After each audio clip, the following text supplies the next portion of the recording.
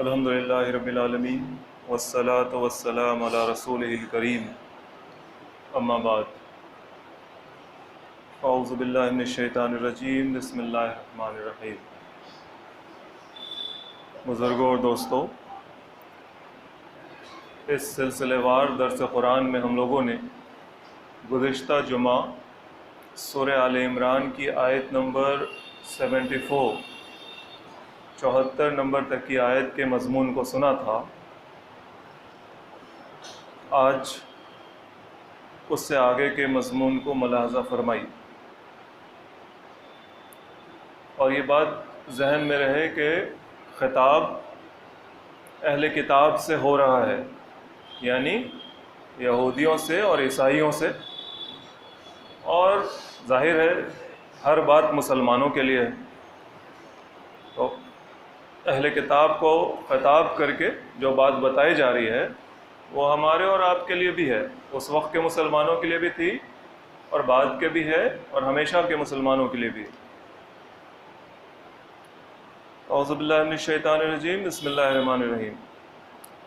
ومن اہل الکتاب من ان تامنہ بقنطار یودہ الیک ومنہم من ان تامنہ بدینار لا یودہ الیک الا ما دمت علیہ قائما ذالک بانہم قالوا لیس علینا فی الامیین سبیل ویقولون علی اللہ الکذب وہم یعلمون۔ اللہ تعالیٰ ارشاد فرما رہے ہیں کہ اور اہل کتاب میں سے کوئی ایسا بھی ہے کہ اگر اس کو مال کا ایک ڈھیر بھی دیا جائے امانت کے طور پر تو یودہ الیک، وہ اس کو تمہاری طرف لوٹا دے گا، دے دے گا۔ اور اس میں کوئی ایسا بھی ہے کہ ان تامنہ بدینار، کہ اگر اس کو ایک دینار بھی دیا جائے امانت کے طور پر لا یودہ الیک، وہ واپس نہیں کرے گا۔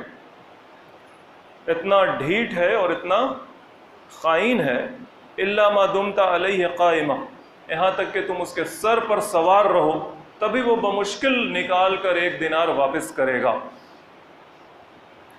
ذالک بانہم قالوا، ایسا اس لیے ہے کہ وہ لوگ کہتے ہیں لیس علینا فی الامیین سبیل، جو نن جیوز ہیں، جو یہودی نہیں ہیں، ان کا مال ہڑپ جائیں، ان کی بے عزتی کریں، ان کی زمین پر قبضہ کر لیں، کچھ بھی ہم کر لیں غیر یہودیوں کے ساتھ، ہماری کوئی پکڑ نہیں ہے اللہ کے ہاں۔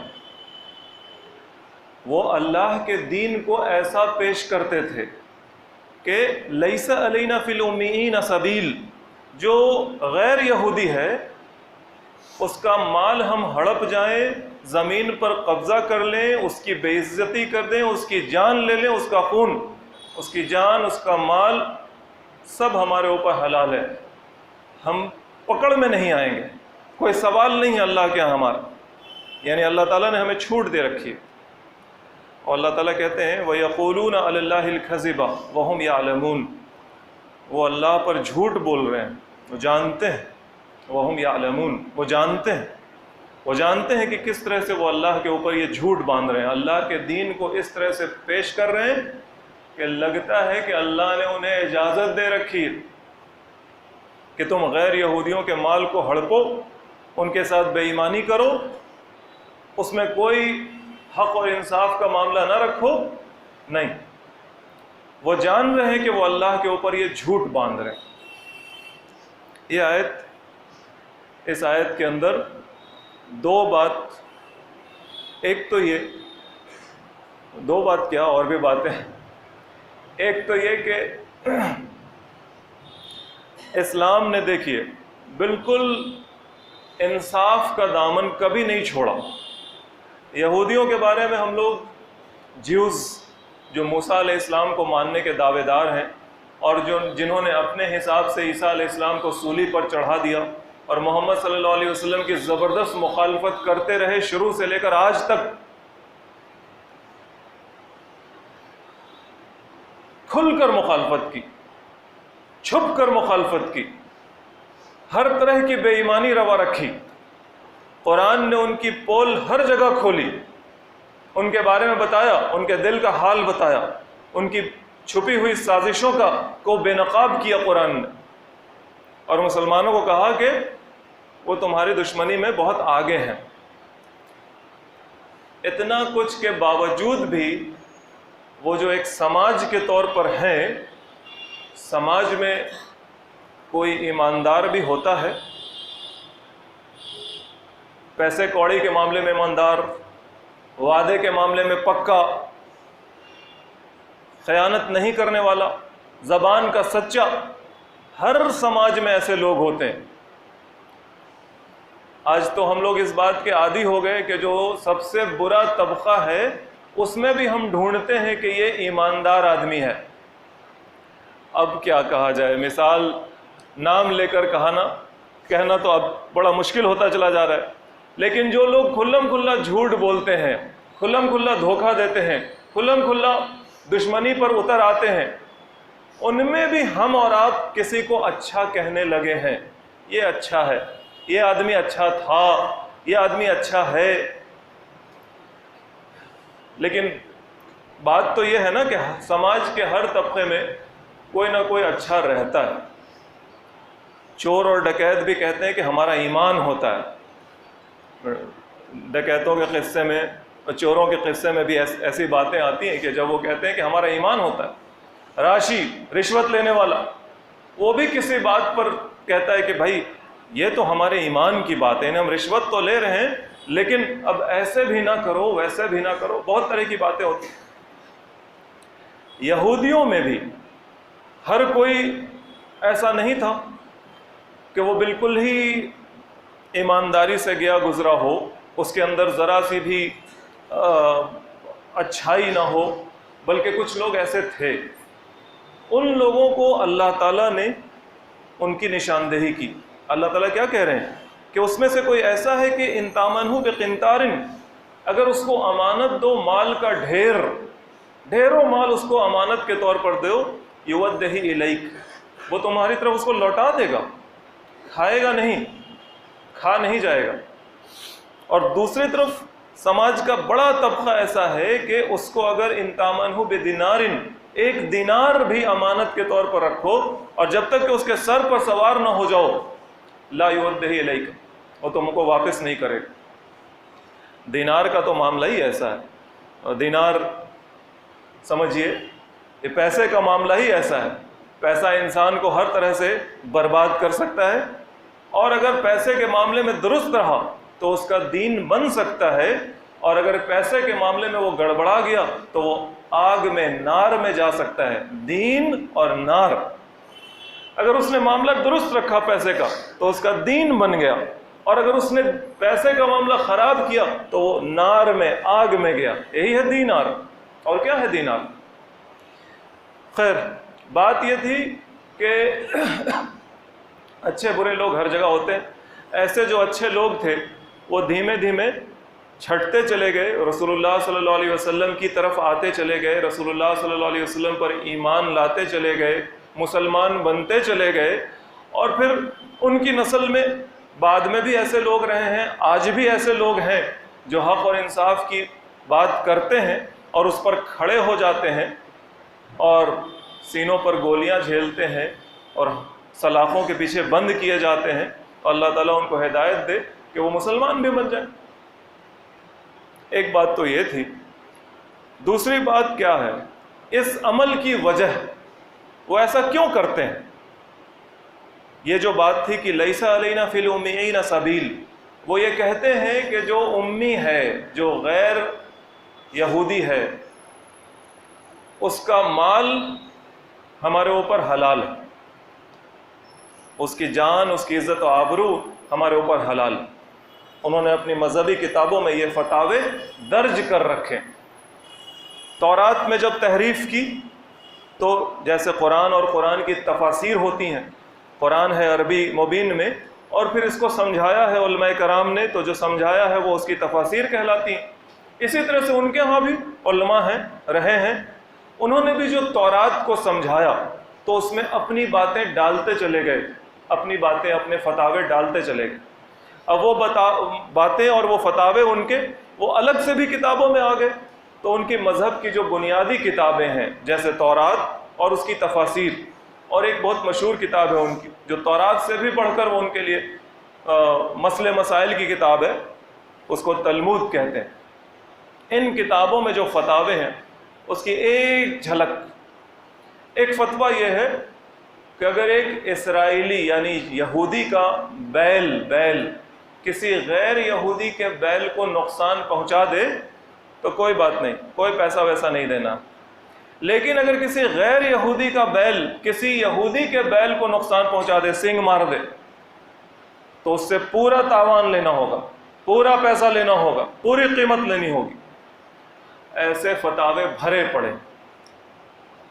علماء، یہودیوں کے علماء کی مثال ہم لوگ بارہا سنتے چلے آئے ہیں، سورہ بقرہ میں لمبی چوڑی باتیں ہم لوگوں نے سنی ہیں، یہاں پر بھی اس کی بات آ رہی ہے، تو ہم ذہن میں تازہ کرتے چلیں کہ اچھا یہ یہودیوں کے جو علماء تھے، سارا کھیل تو بگاڑا انہی لوگوں نے ہے، اور ان کے نقش قدم پر جو بھی چلتا چلا جائے گا بعد میں بھی، وہ 2 احادیث وہ آپ یاد کریں، وہ سارا کھیل بگاڑنے والے یہی لوگ ہوتے ہیں جن کے ہاتھ میں اختیار دیا جاتا ہے، جن کو اس طرح سے مائک دیا جاتا ہے کہ تم ہمیں سمجھاؤ، بتاؤ، فیصلہ کرو۔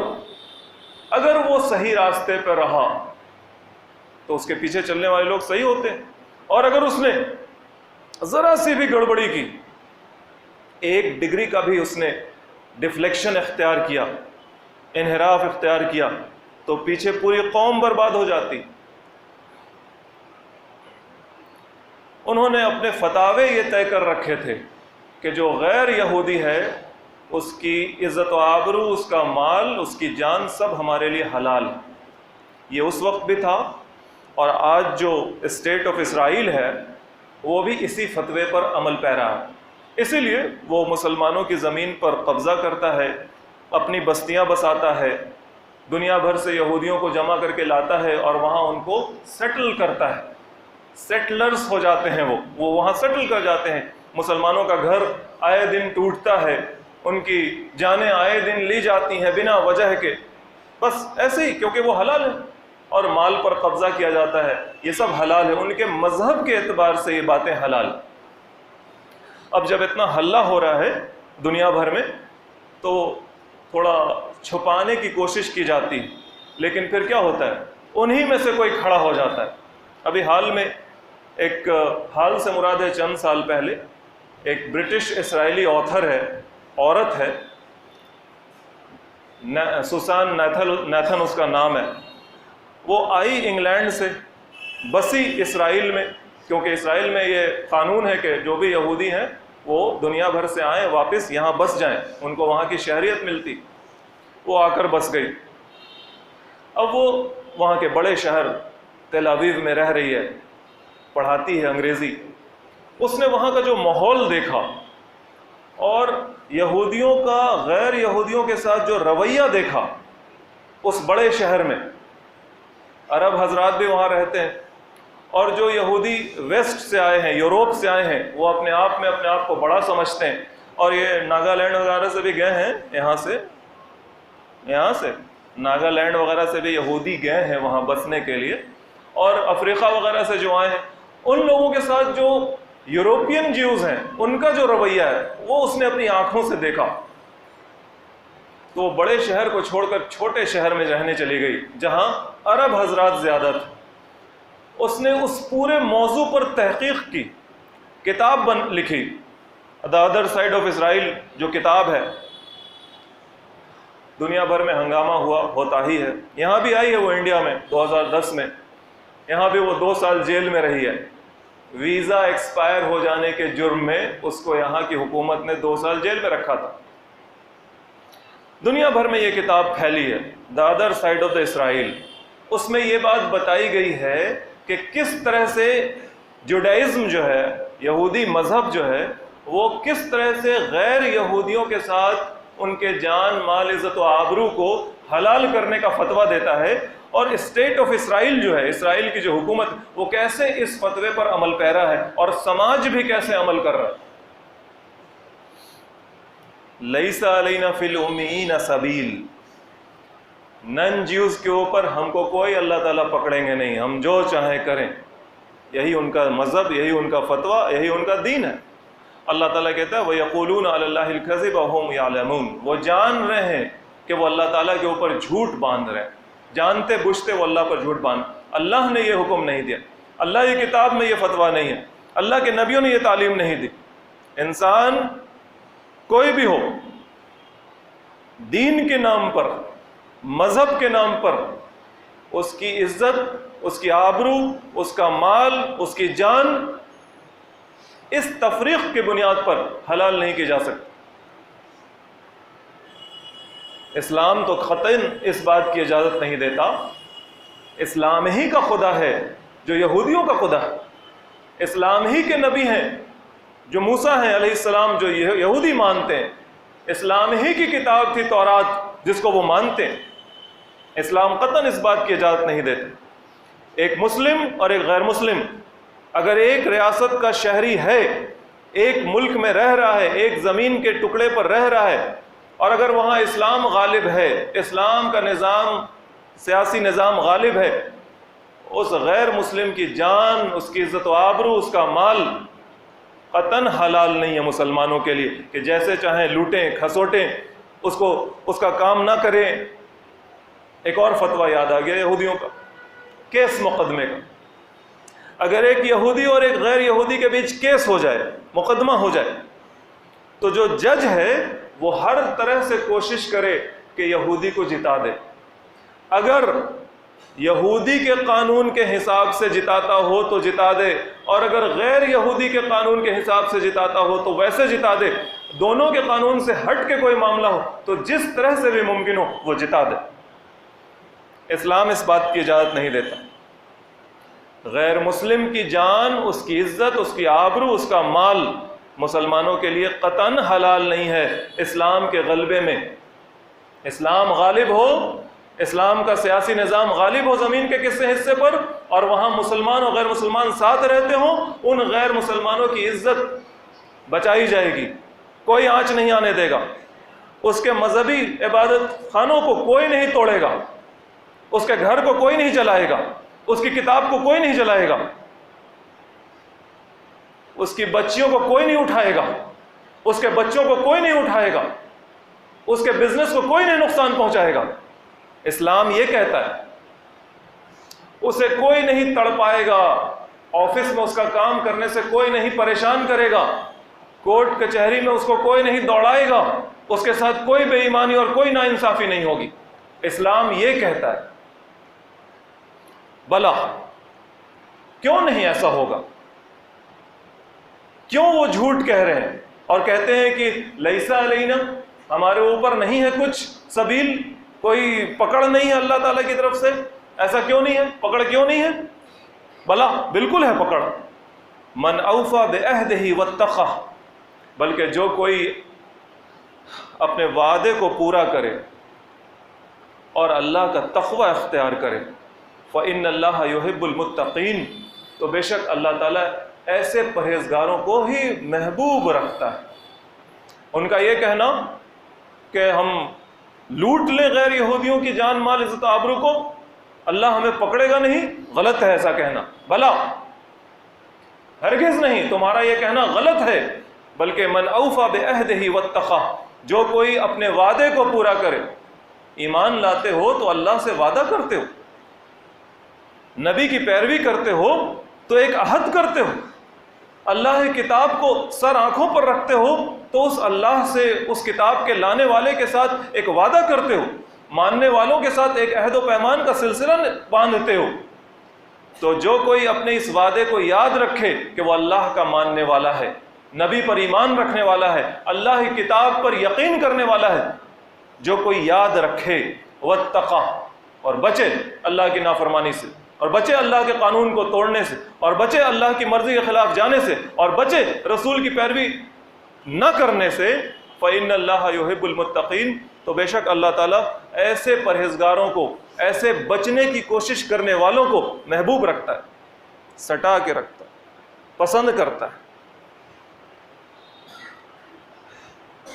ان الذین یشترون بعہد اللہ وایمانہم ثمنا قلیلا فاولئک لا خلاق لهم فی الآخرۃ ولا یکلمهم اللہ وینظر الیہم یوم القیامۃ ولا یزکیہم ولہم عذاب علیم۔ بے شک وہ لوگ جو اپنے وعدے کو جو انہوں نے اللہ کے ساتھ کیا ہے، جو عہد و پیمان اللہ کے ساتھ باندھا ہے، یہی عہد و پیمان ایمان کا، انصاف کا، سچائی کا، ہم آپ کی پیروی کریں گے، آپ کی بات مانیں گے، آپ کے راستے پر رہیں گے، کسی پر ظلم نہیں کریں گے، کسی کے ساتھ ناانصافی نہیں کریں گے، جو حق ہوگا اس کا ساتھ دیں گے، یہی ہے نا اللہ کے ساتھ کیا ہوا وعدہ۔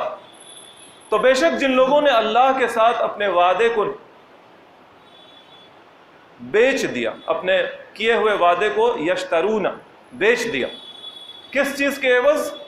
ثمنا قلیلا وایمانہم، اور اپنی قسموں کو بیچ ڈالا، ثمنا قلیلا، تھوڑی سی قیمت کے عوض۔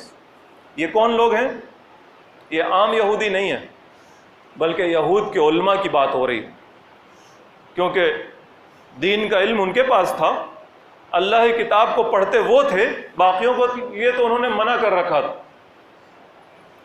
تم نہیں پڑھ سکتے اللہ کی کتاب، ہم پڑھیں گے، تم نہیں جان سکتے، ہم جانیں گے، تمہارا ذہن اتنا نہیں ہے، ہم تیز ہیں، تم بے وقوف ہو، ہم جو کہیں سر جھکا کر مان لو۔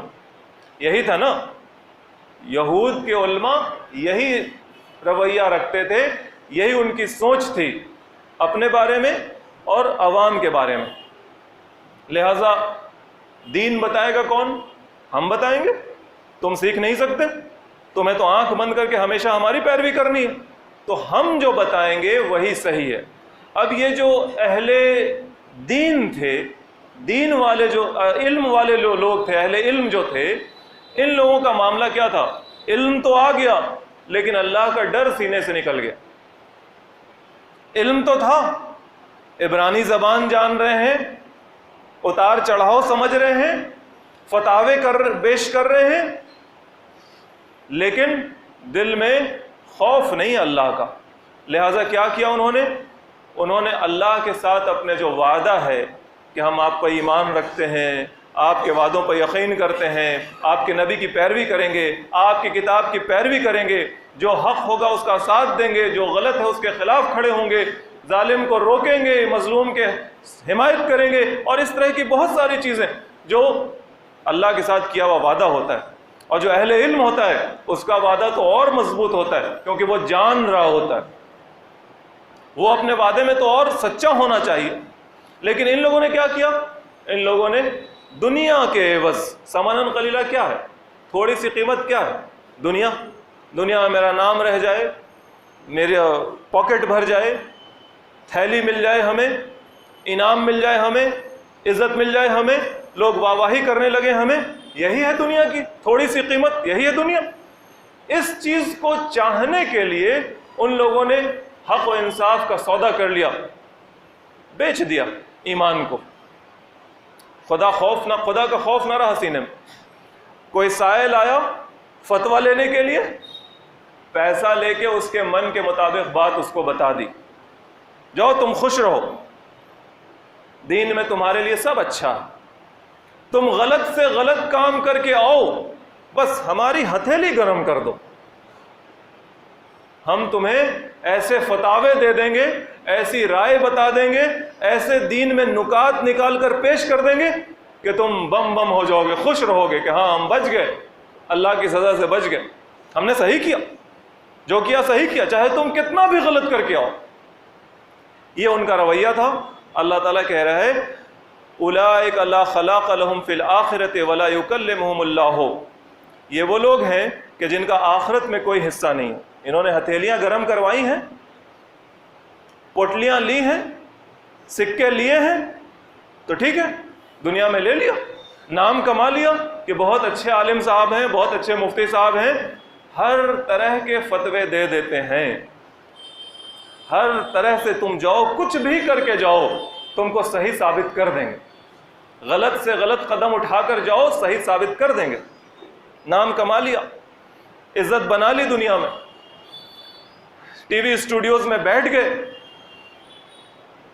واہ واہی کرنے والے لوگوں کا سوشل میڈیا پر ایک ایک فوج کھڑی کر لی. آج تو اسی کا چلن ہے نا, اور اسی کے ہاتھ میں ہے. تو جہاں آپ کو لوگ مل گئے, وہاں اس طرح کے لوگ مل گئے, تو اب کون کسی کی سنتا اور پوچھتا ہے؟ صحیح بات کہنے والے کے ساتھ آج کوئی ہے؟ اور ابھی کل کی خبر ہے نا, ایک ٹیچر نے کہہ دیا کہ پڑھے لکھے کو ووٹ دیجئے, بس اس کو نکال دیا گیا نوکری سے. اور یہ جوڈیشل ریفارم جو چل رہا ہے, قانون جو بدلا جا رہا ہے, دنڈ ودھان جو نیائے ودھان بن رہا ہے, وہ ٹیچر ہے اس کا لا کا, وہ پڑھاتا تھا. اس نے کہہ دیا اپنے کلاس میں کہ پڑھے لکھے کو ووٹ دیجیے گا تاکہ اس طرح سے دقت نہ ہو خالی نام بدلا بدلی کی. اس کو نوکری سے نکال دیا گیا. اس کے پیچھے لوگ پڑ گئے, کچھ لوگ ہیں اس کے ساتھ بھی. بات کیا ہے, آج کی صرف نہیں ہے, اس وقت بھی یہی حال تھا اور آج بھی یہی حال ہے. صحیح کا ساتھ دینے والے بہت کم لوگ ہوتے. صحیح نہ سننا کوئی چاہتا ہے, نہ دیکھنا چاہتا ہے, اور نہ اس کے لیے کوئی کھڑا ہونا چاہتا. قربانی دینا تو بہت دور کی بات ہے. ایک آدمی آگے جائے گا, وہی مرے کھپے گا بیچارہ. 50 کروڑ لوگ فالوور تھے ڈاکٹر ذاکر نائک کے, کیا ہوا؟ 1 لاکھ آدمی بھی کبھی سڑک پر نہیں آیا. ملک سے بے دخل ہونا پڑا. جا کے ملیشیا میں ہے, یہاں کروڑوں لوگ تھے, اور پوری دنیا میں 50 کروڑ لوگ وہ فیس بک پر ان کے فالوور تھے.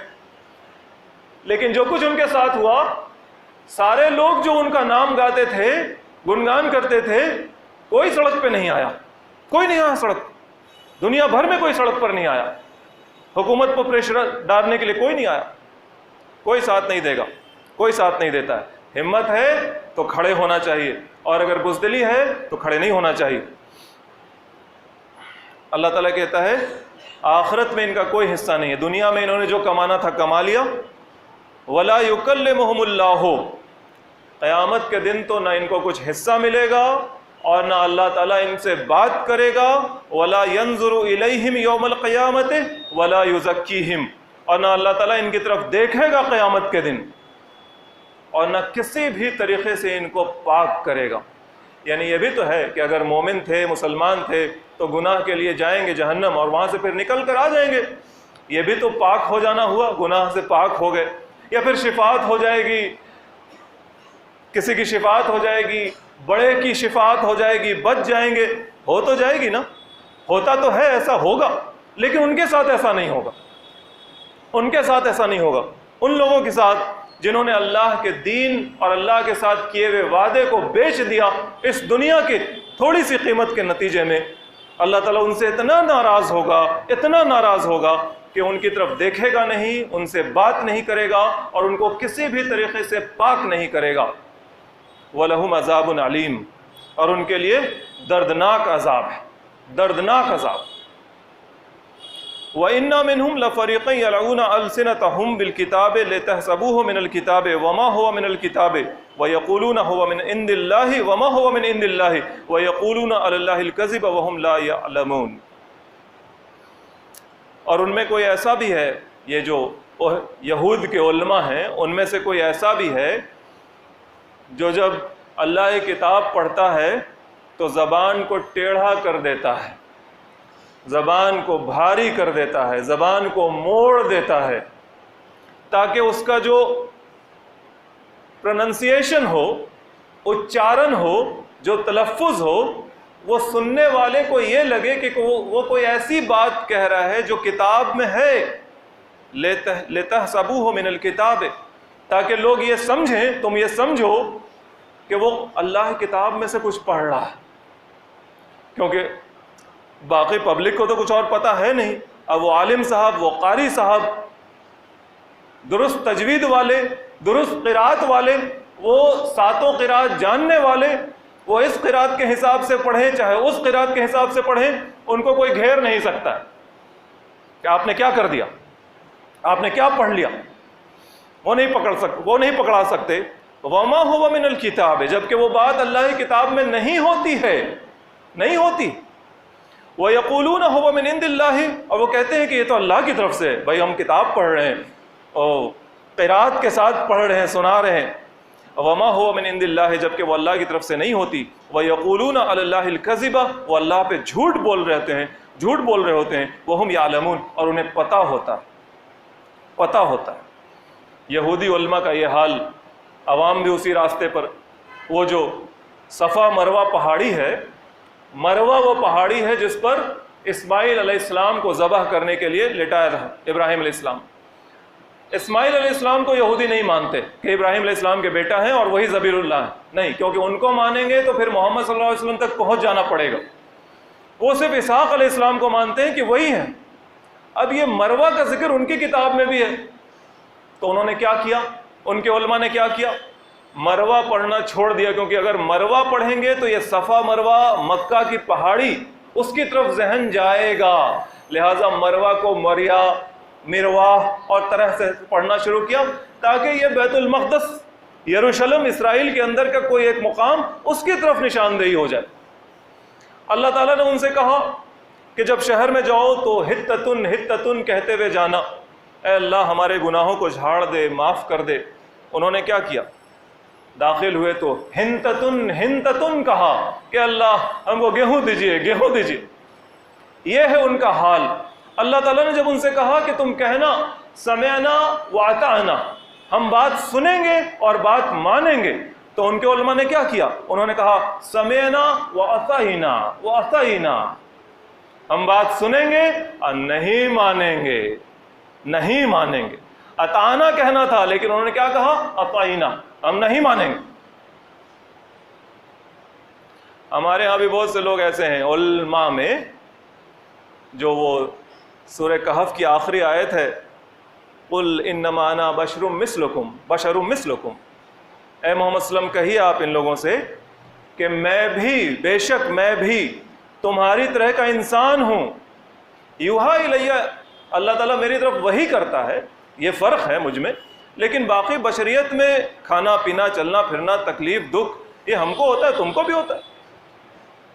انما انا بشر مثلکم، انما الف نو میم الف، اس کے اوپر تشدید، بے شک، بالکل، however، بٹ، لیکن پڑھنے والے ہمارے ہاں کے کچھ علماء جو رسول صلی اللہ علیہ وسلم کو ہماری دوسرے انسانوں کی طرح انسانیت میں برابر، بشریت میں برابر نہیں سمجھتے۔ بہت بڑی لڑائی ہے، بشر ہے کہ نہیں، انسان ہے کہ نہیں۔ وہ پڑھتے ہیں قل انما انا بشر مثلکم، کہیے کہ بے شک انا، میں نہیں، بشر، انسان تمہاری طرح۔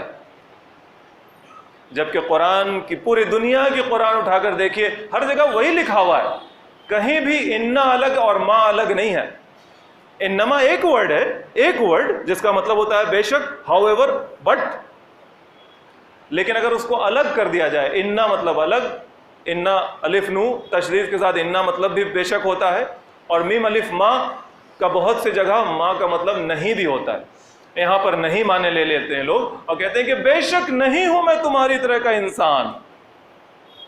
اور یہودیوں کی مثال قرآن میں دی جا رہی ہے، اور ہم آپ کو اپنے علماء کرام کی مثال سنا رہے ہیں۔ اس میں بہت ساری مثال آئے گی، بہت ساری مثال کہ کس طرح سے زبان ٹیڑھا کر کے لوگوں نے اللہ کے دین کو بدلا ہے۔ ہم لوگوں کے ہاں اپنے ہاں چل رہا ہے معاملہ، کس طرح سے اللہ کے دین کو بدلا۔ قرآن ٹیڑھی پڑھ کر کے، قرآن میں جو قراءت کا اختلاف ہے، ان اختلافات سے جو غلط عقائد نکالے گئے، غلط مطالب نکالے گئے، غلط مفہوم پیدا کیا گیا، بہت گہری بات ہے، بہت نیچے تک جانا پڑے گا۔ دیکھیے ہے ایسا کیس چل رہا ہے، یہ جو اتنی لڑائیاں ہیں یہ ان کی بنیاد تو کچھ ہے نا۔ ایسا تو نہیں ہے کہ اتنا آسان ہے پھر سب لوگ آپس میں لڑتے کیوں ہیں، دین تو اتنا آسان ہے پھر لوگ آپس میں لڑتے کیوں ہیں۔ آسان کو ٹیڑھا بنایا جاتا ہے، اور اس کی ایک قسم اللہ تعالیٰ نے بتائی کہ وہ ایسے بنتا ہے کہ یلعون السنتہم، وہ اپنی کتابوں کو ٹیڑھا، اپنی زبانوں کو ٹیڑھا کرتے ہیں بالکتاب، کتاب کے وقت، کتاب پڑھتے وقت۔ وآخر دعوانا الحمدللہ رب العالمین۔